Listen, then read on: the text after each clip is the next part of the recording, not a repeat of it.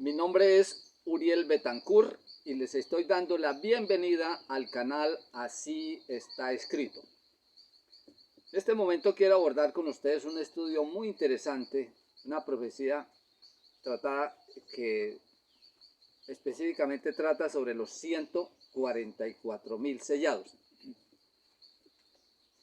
Para ello vamos a ir a Apocalipsis capítulo 7, versículo 1. Dice así: Después de esto vi a 4 ángeles en pie sobre los 4 ángulos de la tierra, que detenían los 4 vientos de la tierra para que no soplase viento alguno sobre la tierra, ni sobre el mar, ni sobre ningún árbol. Aquí se nos habla de 4 ángeles que son los encargados de impedir que se desate el caos y la destrucción en la tierra. El capítulo 9 también de Apocalipsis se nos habla también de estos ángeles. Vamos a leerlo, dice así. Capítulo 9 de Apocalipsis, versículo 13. Dice: el sexto ángel tocó la trompeta y oí una voz de entre los 4 cuernos del altar de oro que estaba delante de Dios, diciendo al sexto ángel que tenía la trompeta: desata a los 4 ángeles que están atados junto al gran río Éufrates. Y fueron desatados los 4 ángeles que estaban preparados para la hora, día, mes y año, a fin de matar a la tercera parte de los hombres. Y oí el número de los ejércitos de los jinetes. Era 200 millones. Yo oí su número, dice el apóstol Juan. Ustedes ven estos 4 ángeles. Cuando estos ángeles sean desatados, va a haber un caos terrible en la tierra. Y se va a desatar la guerra del Armagedón, que ya estudiamos en capítulos anteriores y que está entre mis videos, allí en una secuencia de 6 capítulos. Sigue diciendo la Biblia lo siguiente: vi también otro ángel que subía de donde sale el sol. Estoy leyendo el versículo 2 de Apocalipsis 7. Vi también a otro ángel que subía de donde sale el sol, y tenía el sello de del Dios vivo, y clamó a gran voz a los 4 ángeles que se les había dado poder de hacer daño a la tierra y al mar, diciendo: no hagáis daño a la tierra ni al mar, hasta que hayamos sellado en sus frentes a los siervos de nuestro Dios. En estos capítulos nos habla algunas cosas muy interesantes. Dice que el ángel salió de donde sale el sol, o sea, del oriente. El oriente juega un papel muy importante en el cumplimiento de casi todas las profecías de Apocalipsis, porque es allí en el oriente donde se va a desarrollar prácticamente estas profecías del tiempo del fin. Entonces hay que estar atentos, siempre encontraremos, con mucha frecuencia vamos a encontrar que las profecías hablan del oriente. Aquí nos habla de un ángel que tiene el sello de Dios vivo, o sea, que está sellando. Y se nos dice que el ángel le dice a los 4 ángeles que están deteniendo los 4 vientos, les dice: no le hagan daño a la tierra, ni al mar, ni a los árboles, hasta que hayamos sellado en sus frentes a los siervos de nuestro Dios. Este es un proceso de sellamiento que prácticamente nos muestra que estos son los días finales. Es lo último que Dios va a hacer para rescatar gente de esta tierra. Estas personas que está sellando el ángel son los últimos que van a entrar a formar parte del pueblo de Dios, que reinará con él por la eternidad. El versículo 4 es supremamente importante. Dice: y oí el número de los sellados. Esto tiene un número definido. Quiere decir que cuando ese número se cumpla, ya se terminará el tiempo de gracia plena en la tierra. Y oí el número de los sellados: 144.000 sellados. Y viene el tema que estamos tratando, los 144.000 sellados. Pero lo más importante es lo que dice a continuación: de todas las tribus de los hijos de Israel. Esto aclara esta profecía, porque ha habido mucha conjetura y mucha especulación con este tema de los 144.000. Pero este texto sería suficiente para acabar toda especulación, para acabar con toda conjetura, para acabar con tantas predicaciones equivocadas donde se trata de este tema. ¿Por qué? Porque es que el versículo es demasiado contundente cuando dice quiénes son esos 144.000. Dice, de todas las tribus de los hijos de Israel. De pronto a usted le quede alguna duda aún, a pesar de la contundencia con que habla el texto. Entonces le invito a leer el versículo 5 del capítulo 7, donde dice, de que especifica que allí están, dentro de esos 144.000 van a estar incluidas todas las 12 tribus de los hijos de Israel. Y nombra tribu por tribu y la cantidad de estos 144.000 que le corresponden. Dice, de la tribu de Judá 12.000 sellados, de la tribu de Rubén 12.000 sellados, de la tribu de Gad 12.000 sellados. Y así continúa explicando cómo a cada tribu de esas 12 que son las tribus de los hijos de Israel le va a corresponder de los 144.000. Ahora vamos a ir al capítulo 14, que es la otra parte del Apocalipsis donde se nos habla de estos 144.000. Dice en el capítulo 14, después miré y aquí el Cordero en pie sobre el monte de Sión, y con el 144.000 que tenían el nombre de él, o sea, de Jesús, o sea, del Cordero, y de su Padre escrito en sus frentes. Qué interesante es esto, ¿no? Aquí se nos habla del Cordero. En Apocalipsis habla mucho de Jesús, pero siempre le da el nombre del Cordero, porque el Cordero fue el que fue inmolado. Y en ese caso Jesús representa al Cordero inmolado. Entonces ese Cordero es Jesús. Nos habla del Cordero. Nos dice que el Cordero está sobre el monte de Sión. ¿Dónde es el monte de Sión? El monte de Sión es la ciudad de Jerusalén, allá en Israel.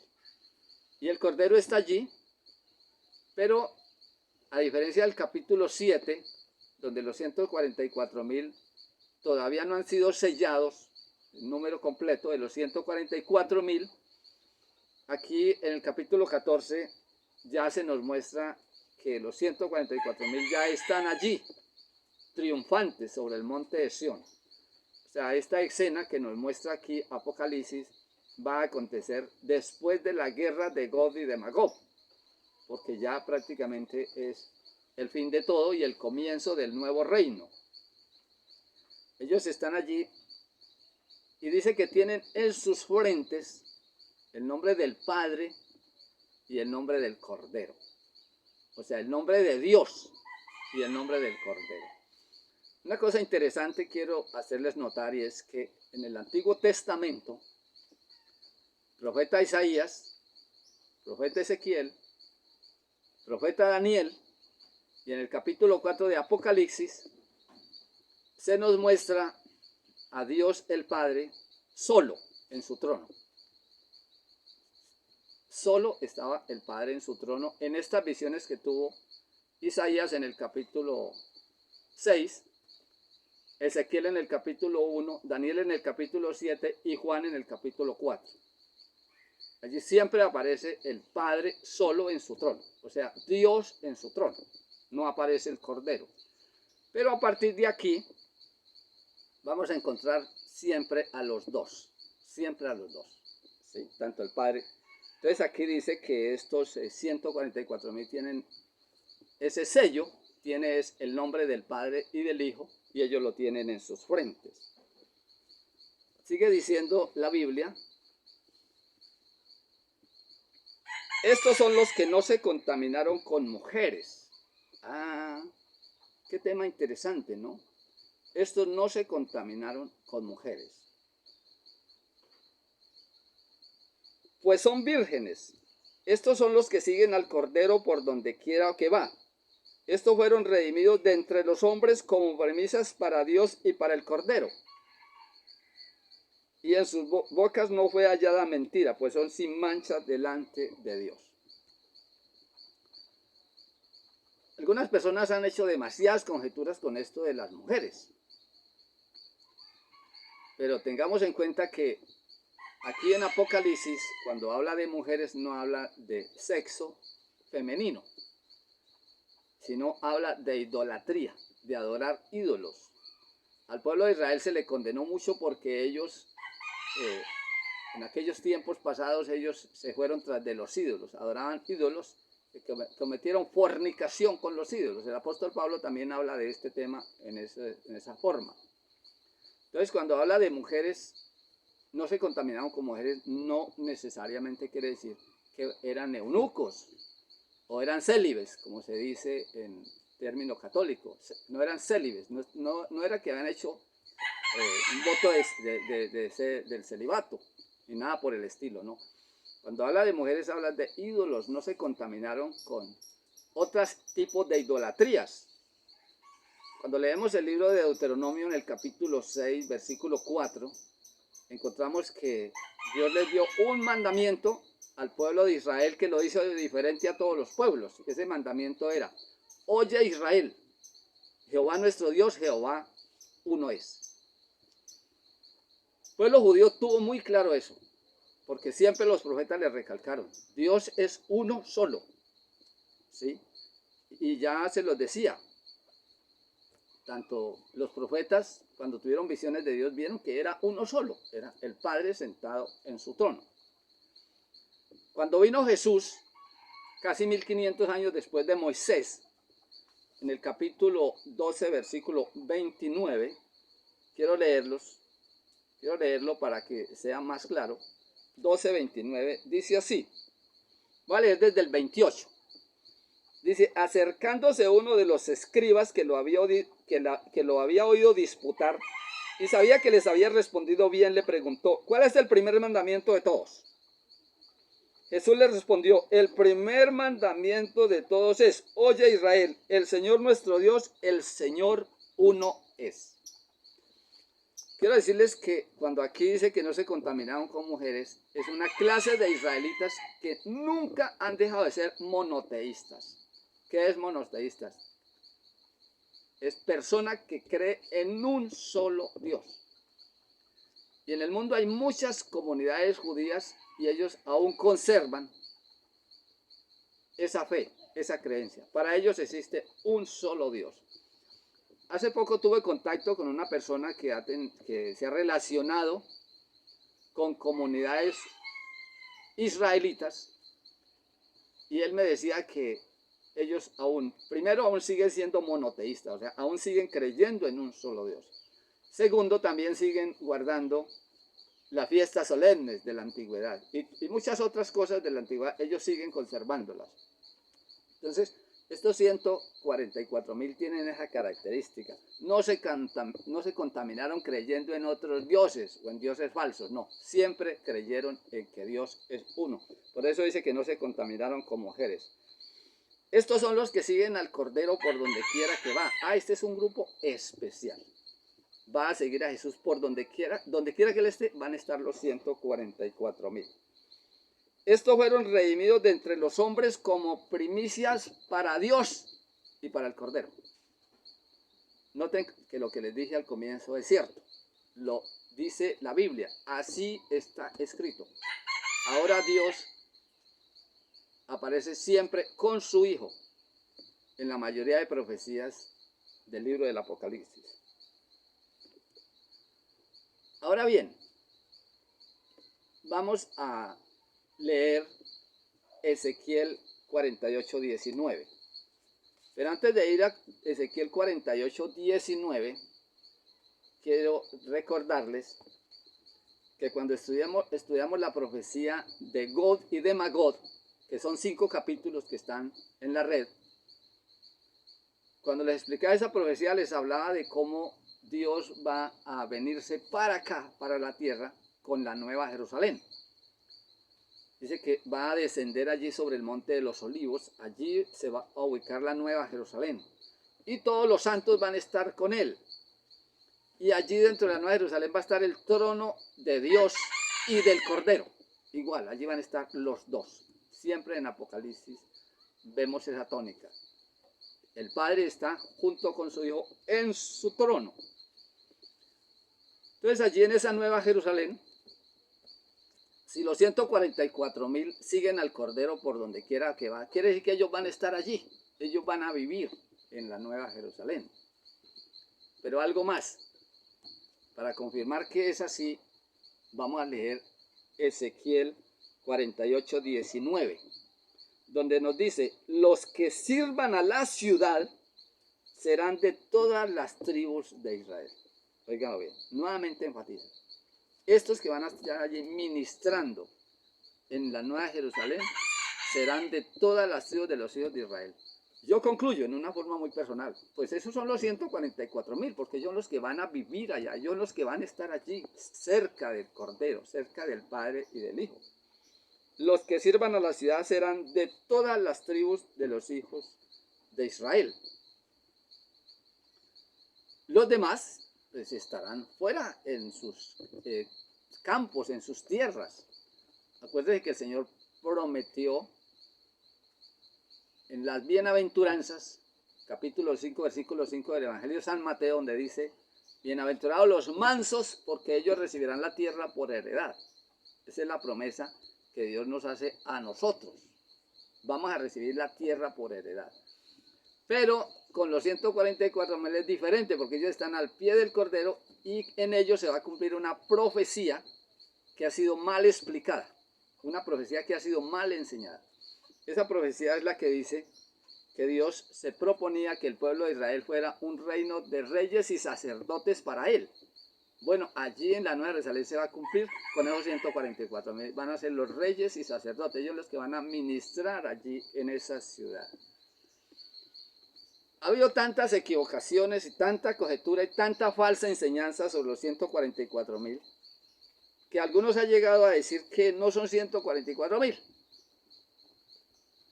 Que ese 144.000 puede ser simbólico, puede ser 10 veces, o sea, 1.440.000, bueno, algo así por el estilo. Otros incluso hasta se han confundido y han llegado a pensar que esos 144.000 son los salvos, solamente esos. Pero la Biblia, Dios no deja cabos sueltos en la Biblia, ¿sí? Allí cuando termina de hablar de los 144.000, en el capítulo 7, cuando habla de cómo van a estar repartidos, en cada tribu van a haber 12.000, cada una de las tribus de los hijos de Israel. Entonces allí se adentra en un tema que ya nos toca a nosotros, que me parece supremamente importante. Dice: después de esto miré ya que una gran multitud, la cual no podía contar, de todas las naciones, tribus, pueblos, lenguas, que estaban delante del trono de la presencia del Cordero. Una gran multitud. Ahí es donde nosotros tenemos la gran oportunidad, porque allí va a haber una gran multitud. Los 144.000 solamente son las primicias, y las primicias es los primeros frutos que se recogen, pero la gran cosecha está después de esos 144.000. Después de esos 144.000 está esa gran multitud. Dice: y claman a gran voz diciendo: la salvación pertenece a nuestro Dios, que se ha sentado en el trono, y al Cordero. Oiga, nuevamente. Precisamente hoy hablaba con unas personas y les decía que yo concluyo, por lo que leo en la Biblia, que el trono de Dios es un trono doble. Porque la Biblia dice que cuando Jesús ascendió al cielo, se sentó a la diestra de Dios. Y en Apocalipsis 3:20 dice que el que venciere se podrá sentar en el trono con Jesús, así como Jesús venció y se sentó con su Padre en el trono. Entonces me indica que es un trono doble. Allí está el Padre y a su diestra está su Hijo. No hay más campo allí. No sabemos cómo se cumplirá esto que dijo Jesús: el que venciere se sentará conmigo en mi trono, así como yo me he sentado con mi Padre en su trono. No sabemos, o sencillamente se refiere al reino. Bueno, creo que este tema de los 144.000, si nos apegamos al texto bíblico, no da para más especulaciones ni para más falsas enseñanzas. No, son 144.000 de todas las tribus de los hijos de Israel. Algunos se pegan a discutir esta profecía porque dicen que estos fueron rescatados de entre los hombres.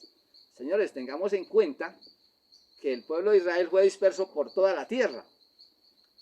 Hay israelitas españoles, franceses, ingleses, alemanes, bueno, yo creo que de todos los países hay israelitas, o sea, tienen la nacionalidad, pero ellos siguen siendo un pueblo, y ese pueblo se llama el pueblo de Israel. De ese pueblo van a salir 144.000. En la Biblia hay muchas pruebas contundentes de cómo va a ser la redención de ese pueblo disperso, de ese pueblo regado. En este momento está disperso, está regado. En este momento no se está cumpliendo el sellamiento que dice allí Apocalipsis 7, todavía no, porque los judíos aún todavía no han aceptado a Jesús.